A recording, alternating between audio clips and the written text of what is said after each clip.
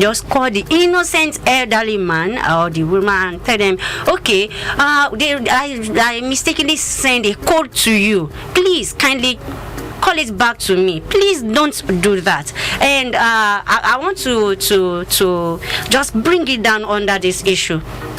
When there's difficulty in the nation, then everybody starts looking for a way out. I'm not saying what they're doing is good. It's very, very wrong. But please, elderly ones, anybody calls you for any number, especially the old time password, OTP, please don't give it out. Because I was somewhere, an elderly man just 250,000, just like that. And he was like, hey, he called me now. I was just trying to assist. And there are some businesses to online now. We need to be very, very careful. I mean, there's so many of those such issues when you talk about, fraud and scams all day online, asking you to click links and so many other areas, some that we don't even know yet, that they're not so publicized yet, that all these unscrupulous persons use. So people just need to be careful when it comes to such. Just watch out for that on Thursday on the security and safety watch. Just Thursday when we will talk about that. Maybe focal point of discussion. That would be very nice. We'll be going for a musical break now, little break. When we come back, we continue with the rest of the story. Don't go away. Stay tuned.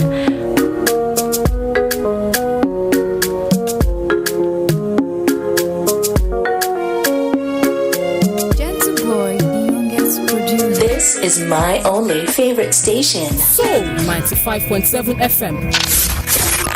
The best songs on the radio. Wow! I feel good. Soul 95.7 FM. So good. So good. I got you.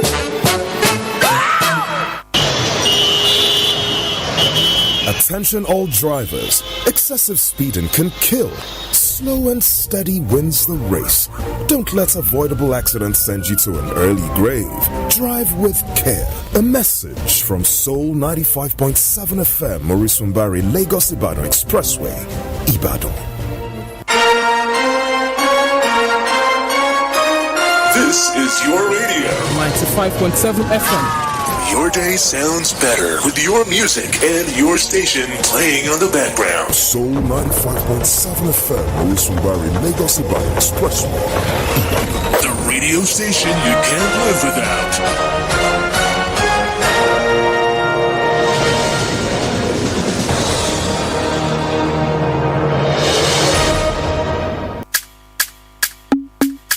Gentle Boy, the youngest producer.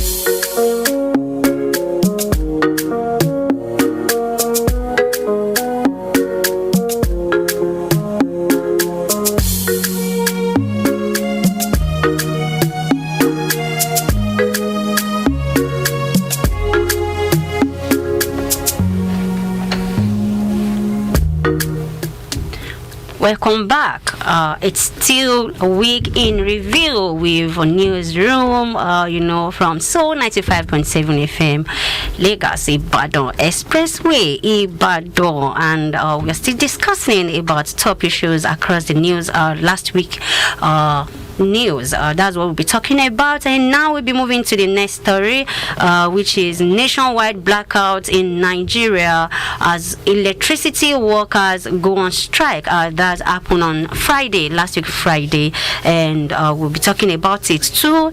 Okay, let me just read up before I begin to pour out. Okay, Nigeria has been thrown into a nationwide blackout as electricity workers in the country commenced a strike last Wednesday to push the federal government to respond to their demands. The Transmission Company of Nigeria, TCN, in a statement by its spokesperson Ndidimba, confirmed that the electricity workers under the aegis of the National Union of Electricity Employees, NUEE, switched off several 330 kV transmission lines and 33 kV feeders lines on Wednesday. The union members switched off major power substations across the country.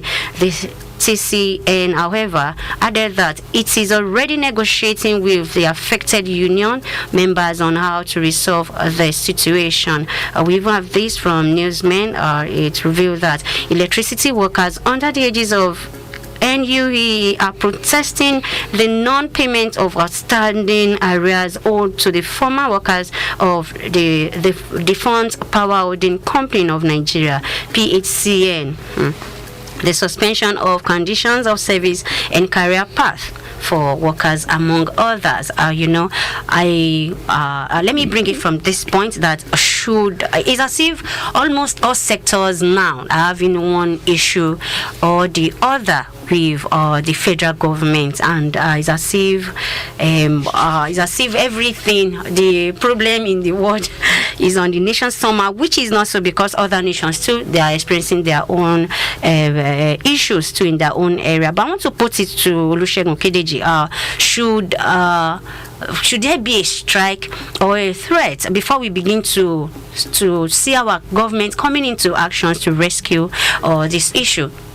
Yeah, on a normal ground, there shouldn't, especially regarding the energy sector, which happened last week Friday. It was pathetic, and I would say also that it's disappointing, and it's uncalled for. I'm trying to rack my brain and get more words to use. Seriously, it was uncalled for. We all know that strike is the last resort every union can use to drive home their point. But talking of energy sector, do you know how much some businesses lose regarding what happened last week Friday? Do you know the insecurity we expose ourselves to of what happened last week? Do you know the ripple effect of what happened when this happened? And I saw the video where these people were shutting down, and they were doing it as if nothing will happen. They are just shutting down the whole system with nothing will happen. We are on strike, that are singing and all sort of thing. I believe that there will have been a better way. Don't even forget that this strike, the color of just 2 weeks. That means if government don't do anything within that 2 weeks, they come back to it, they're going to shut down the whole country, blackout. So they're just giving the government 2 weeks. So if doesn't happen, another thing will happen, blackout. So I believe there should have been a better way to have approached these issues and come to compromise with the government, rather than shutting down the whole nation into blackout. And let me give it to you to update you that since NEPA was established in 1972, and later it was restructured to what do you call it now? PHCN. That was 2005. Now, to let you know, listener at home, that PHCN is not a whole entity. We have about 3 companies under it. We have the GENCOs, that's generating companies. We have the TCN, that's transmission companies of Nigeria. Then from the GENCOs to the TCN, from TCN to the DISCOs, distribution companies, which are those people that bring the bills to your house. All right, so it's not a whole entity. So one of them, TCN, that's the major power, should I say the art, owned by the government. They are the one that transmit. So if GENCOs generate power, it transmits to the TCN. TCN has to generate. So that is why they focus on that and shut down, because that's the only place they can shut down the whole the nation. So that's why they shut down almost 11 of them in the nation. So I believe the government should look into this. This shouldn't be happening in this century, a developing country for that matter. So the government should look into it within the 2 weeks. We don't want to experience another blackout again after these 2 weeks of what is happening. Okay, before you continue, or before I trade to Wurala, the Golden Girl, I'll call the number out again for you to contribute to the stories I've been sharing this why and what we'll be doing more to this show. The number is 0915 22 957. You can also call through 0915 5555957. I'll be calling the numbers again, 0915-2222-957, then 0915-5555957. You made mention of something earlier, that's Olusegun Okedeji saying that they were shutting down with joy. really I did not support that area. But do you know how long that organization would have been panting? Writing letters, doing all sorts of things. I don't forget that even at this time in the nation, is not a time that somebody should be owing you. In short, if it's a person like someone, maybe your neighbor or something, you know how you call or you did you render some services and you are being old, you have your children there, you have people, you understand, even yourself. So I did not support them, but I think if that's the resolution, maybe that's the way they can use to get government attention. There should have been a better way to do that. There should have been a better way to do that. Can I just... They can't just shut down, put the whole country in blackout. But you know that there should be a better way. Dialogue is that. Olusegun, but I know where you're going, Trevor. I know how you're going to. But I know the only language the government understands is strike. Especially when you're preparing for election. It is what it is, I know. But because before you know but that sector. the next regime may come here and tell you, I did not owe you. I don't know if you've seen that. Yes, it's common. You feel like it's not my responsibility. So many things come up when we talk about such issues as this. I mean, this is not the first time. This is not an unprecedented situation. It has happened before. Yeah. But, when you keep looking at it, you keep thinking, it's until that moment where, they take that final step of we're going to maybe have a demonstration, maybe have eventually go on an industrial action that you get the attention of those as, you should be talking with, you should be having a dialogue with. You can't have a dialogue on your own, Olusegun. You need to have the other party be interested in that. For me, it just boils down to the fact that, first of all, let me make it clear that, there are some areas that don't even know what color, light is. There are some areas. Yeah. That's one category. I just wanted to put that out there, that some have not, there was no difference in their livelihood or activities. Either they shut down. Yeah, shut down or no shut down, it's all the same. That's one area of that issue. But this other one, I would also still like to, appreciate the fact that government, found a way to, maybe because the magnitude of the action, found a way to resolve this for now, such that it was at least postponed for a while. There was still a period of grace coming up. Imagine if it's still out there, the workers are still on strike, and even the 2 weeks, despite it being 2 weeks, nothing was done. Imagine if we are still waiting for government to respond. Do you know how bad and that would be? Looking at the price of diesel that you have saying we have so many other issues on ground. So yes, on that part, let's it's a double-edged sword or something, if I can say it like that. It's a double-edged sword. What were they looking at? What were they waiting for? Why did the workers under NUE have to, why did they have to wait until they went on the strike to eventually have there were measures of other measures, but it's not working. I'm not talking about NUE, I'm talking about government. Why did they have to wait, until they went on that industrial action to take, to have the dialogue they had for that grace? But at the same time, I'm still grateful. I don't know if I'm sure so many Nigerians out there, express my sentiment. I'm still grateful. It was not more than that. Maybe it's the average Nigerian mentality. I am grateful. But, that's just on a lighter note. Can we have a situation where, something is being done within these 2 weeks? It's not until the 2 weeks expires and then they go again and then you come back to beg again. That's just, it seems like we don't mean business. Let me just say it like that. So can we have something that can be done during this 2 weeks period of grace? Let me use it like that. Can we have something that can be done during that period such that it is resolved for the foreseeable future? I know something else will still come up. That's just the normal way. But for the foreseeable future, we can relax in that area and say that, things have... Right. I won't want to push more on that. And let us just wrap up this section with Sanu and Nasu issue. The suspended strike. The Senior Staff Association of Nigeria University, SANU, and the Non-Academic Staff Union of Allied and Education Institution, NASU, have suspended their ongoing strike for 2 months.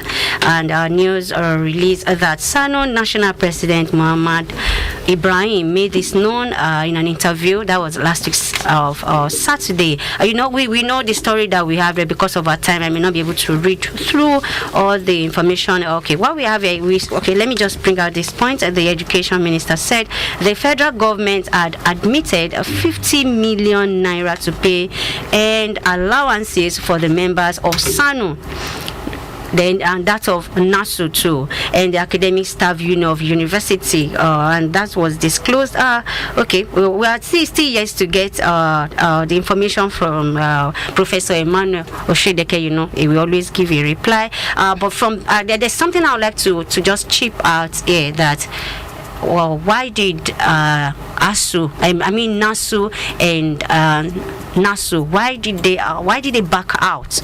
I think this war should come together, because it's to get to an extent we begin to feel like maybe ASU is beginning to step beyond their boundaries. Olusegun, what do you have to say about that? Well,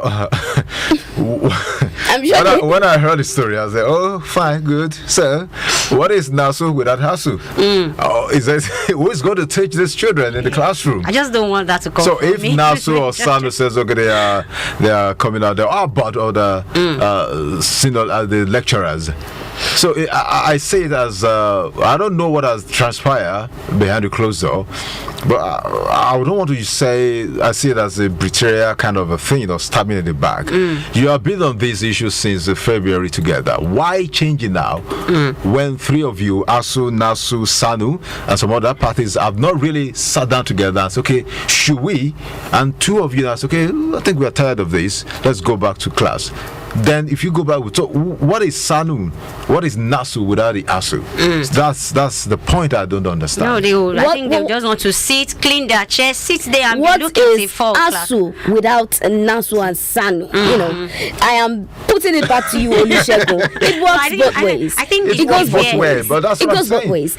saying. I'm sure that these bodies have their reasons. Don't forget, it was after a meeting with Minister of Education. In as much as it's a coalition, in as much as we have stakeholders from each coming together, those groups coming together, stakeholders in the education sector saying that, okay, want to go on this to fight for proper welfare treatment and so many of the agitations out there. Don't forget that your responsibility is still to your own members. So if you're having something come up, I'm not sure I would accept it as a betrayal or something. If you're having something come up and you're able to reach a resolution, is that not the goal? If you have your goal, why should you wait and still be on that? I mean, for students, it's like one step. Okay, once how do we say it now? One down, two steps, two to go. So has it really changed anything? Will it even change anything? No, that's the point. If someone says, okay, we will have the strike, and that's still adamant, then okay, until the government comes to what we told them to do, we are not going anywhere. So what is the sense of coming down out of it? It shows that there's no coercive among them. Look at some universities are even pulling out. Look at the Ladoke Akintola issue. Yes. They say, okay, that's the issue too. It has not yet been confirmed. Right? So I think they are just pulling, trying to just. I believe SANU and NASU will have called us. So see, bro, can we just call off this trial? Maybe let's see what the government will do. Let's meet the government because of the sake of this. Like I say, the chairman, ASU, was even saying that until they are not going back, even if they're going to cut off the backlog of their salaries and blah blah. That's another issue. I think that was where SANU and NASU repented. That you won't get paid for. You understand? No, we can't fulfill that.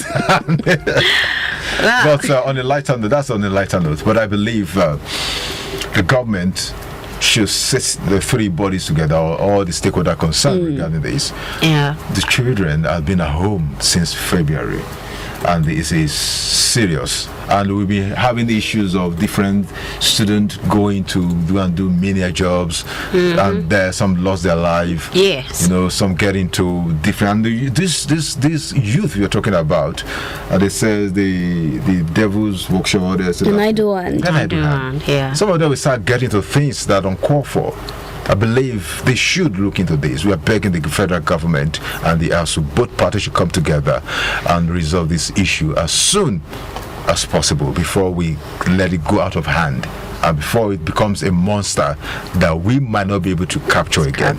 I mean, truly, it boils down to the fact that, you can't have one of this without the other. We need all the stakeholders, all of them to, arrive at a favorable resolution with the government such that they can all come back to, their duties. It's not enough for just one aspect or one angle to say that we're done. I'm not blaming them. I'm sure they have their reasons, but I'm saying that the